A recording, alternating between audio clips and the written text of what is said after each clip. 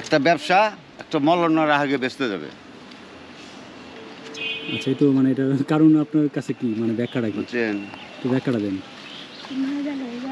ব্যাখ্যা কি মনে করেন যে আমি তুই হই আর আপনি হন যে মানুষই হোক, এরা যখন আল্লাহ তাআলা যখন রোজ কিয়ামত হাসরের দিন, এরাই বেস্তাখানার মালিক এরাই হবে, এরা বেঁচতে যাবে। এরাই বেস্তে আগে যাবে, তারপরে অন্য কিছু। ও যে নদী, ওই যে প্রতিতলা নদী দেখে ও যে দূরে দেখায় দেখে ওরা বেশি দাম দেয় না, ওরা দাম দেওয়ার যে দেওয়ার সে শিখে দিবে। যেবার পাবনা দিয়ে গেছিলাম চাপা মসজিদ, তার নাম ছিল চাম্পা, সে উপতিতলার ছিল পাবনার। আচ্ছা, সে এর থেকে মনে করেন যে এর থেকে আর 2 হাতের জায়গা কিনছে, কিনা নিজের টাকাতে মসজিদ দিছে, নিজের টাকাতে মসজিদ দিছে। মনে করেন যে রাস্তা পার হয়ে যাবো গা, মানে ওইখান থেকে ওই মতো পার হয়ে যাবো গা, নিজের টাকাটা জায়গায় কিনা মসজিদ দিছে। এর মতন একটা আলেম ছিল, তাকে ওই মসজিদের দায়িত্ব দিছিল। বন্ধুরা ফাইনালি হচ্ছে আপনার সেই নিষিদ্ধ পল্লীর কবরস্থানে আছি, পতিতাদের কবরস্থানে আছি। ও চাচার সাথে একটু কথা বলবো। চাচা কেমন আছেন? আল্লাহ পাক খুব ভালো রাখছে।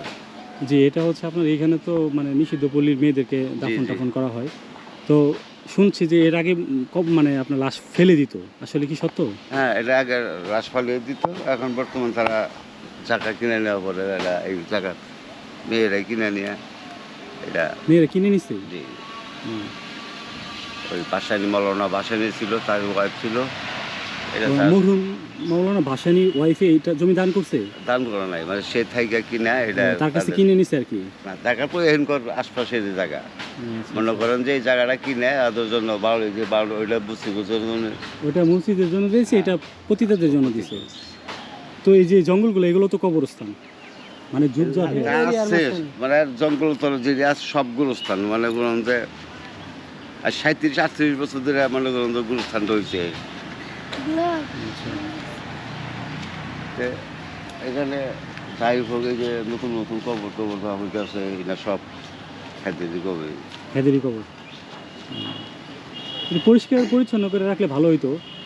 সবথেকে মানে লাগলো দেখেন আপনার যুগ যার হইয়া মানে একটা সাপের একটা আস্তাকুর হয়ে গেছে বা জঙ্গলে ভরে গেছে। আসলে কবরস্থান তো পবিত্র জায়গা, ঠিক আছে, এটা আরও পরিষ্কার করে রাখলে মনে হয় যে আরও মনে ভালো হইতো। কবরস্থান যারই হোক, সে হয়তো দুনিয়ার সবচেয়ে নিকৃষ্ট মানুষ হোক, তাও তো সে মানুষ। আর বিচার তো আল্লাহ তালাই করবে, কারণ আল্লাহ তালা একজন বেশ্যা যখন কুকুরকে পানি খাওয়াইছিল সেও ছিল, কিন্তু আল্লাহ তাকে মাফ করে দিয়েছিল। আশা করি তাদেরকে আল্লাহ তালা মাফ করে দিবে, তাদের জীবনে কোনো একটা ভালো উছিলায়। তাই কিছু দুঃখ করে ইজ্জত বেসুক, সুখ করে বেসুক, কিছু না কাহিনী না থাকলে তার ওরা এই জায়গায় পতিতলায় নাম দেয় না। আল্লাহ তালা তাদেরকে মাফ করুক। তো চাচা আপনাদের এইখানে যখন এই যে মানে জানাজা টানাজা আসে, আপনারা কি শরীক টরিক হন এলাকার মানুষ, নাকি শুধু তারাই হয়? না, তারাই হয়, মানে আমি কত সময় কাজে ব্যস্ত থাকলে মানে থাকতে পারি না।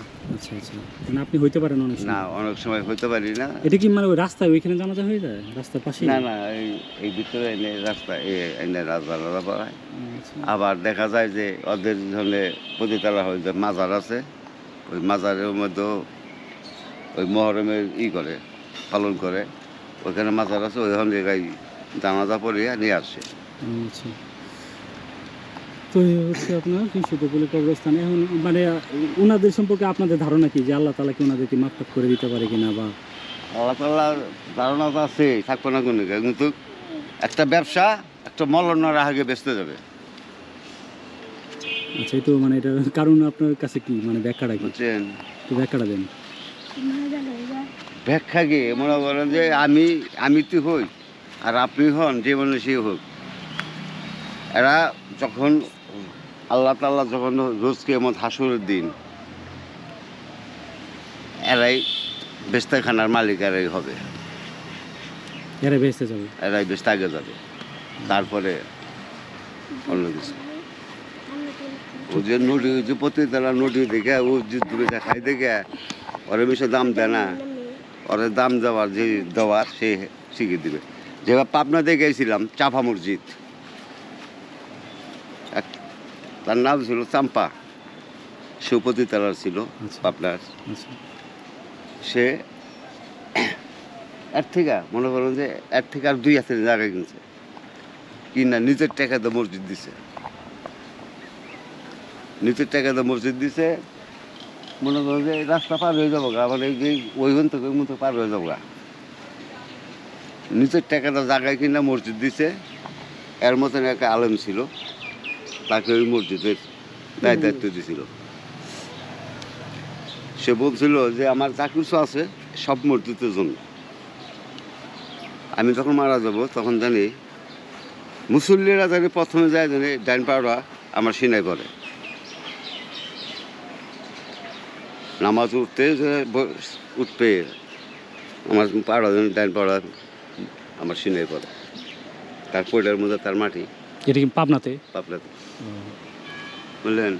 মাটি দেওয়ার পরে সে অনেকে গেত না, কোনো মুসল্লি গেত না।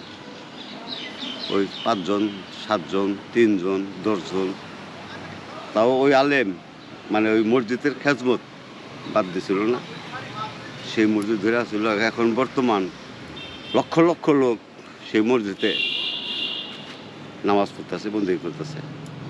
মসজিদের নাম চাপা মসজিদ, আপনি দেখে আইসেন আপনার গেলে ব্যাপারে। বুঝতে পেরেছি, চাপা মসজিদ। হ্যাঁ। সবচেয়ে চাচা অদ্ভুত লাগলো, আমরা কিন্তু ওই সাধারণ যে আপনার কবরস্থানটা সেটাও দেখে আসলাম, এই কবরস্থানও দেখলাম সবাই শুয়ে রয়েছে। এখন বিচার তো আল্লাহ তাআলা করবে, হ্যাঁ, সে মালিক ভালো মন্দ একজন। বিচার তারা আল্লাহ করবে। কিন্তু এই যে মানুষগুলা শুয়ে আছে দেখেন, কারোরই কোনো ক্ষমতা নাই। হ্যাঁ, জীবিত থাকা অবস্থায় কত কিছুই করছি আমরা, করি কত রং তামাশা, আমাদের কত কিছু থাকে, কিন্তু একটা সময় কি সবাই এভাবে শুয়ে পড়তে হয়। হ্যাঁ। তো এটাই সবচেয়ে অবাক। আজ কিংবা কাল যেতেই হবে। তো আমাদের এই জন্য মানে মনে হয় যে আমল ঠিক করা দরকার দুনিয়া থাকা অবস্থায়। যা কিছু দেখেন এখানে যা আছে আছে, মনে করেন যে সব বহু কবর আছে। 500 কথা কইছি, আর বেশি হইতে পারে। আরও বেশি হবে। বুঝতে পারছি। এদিকে বর্তমান এখন নাই ওই আমার মনে হয় এটা উনিও সর্দানি ছিল, কারণ ওনারটা তো বাজাই করা নাম ডাক ছিল আর কি, বোঝা যায় তাই না? হুম। আর এগুলো তো উঁচু উঁচু মাটি, তার মানে এগুলো তো কবরই, যে কবরে দেওয়া বা হ্যাঁ সব কবর। এইদিকেও কি আছে চাচা? হ্যাঁ, পিছনের সব দিকে এই পিছন পর্যন্ত? হ্যাঁ ওই বাউন্ডারির মতো। মানে ওদিক থেকে দিয়ে পরে এইদিকে আসছে আর কি। হ্যাঁ।